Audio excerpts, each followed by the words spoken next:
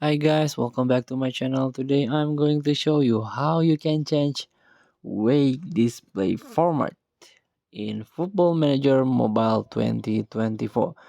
So this is about salary distribution into your player. And before we start, you can get this game by pay in some amount in Play Store, or you can get it free if you make a subscription in Netflix app mobile version. And you can get this Football Manager or install this game, Football Manager 2024 mobile version. So let's get started by tap the settings button.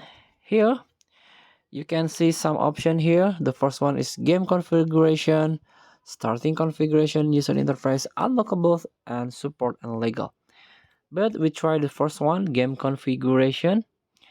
And this is the wake display format here, the third option.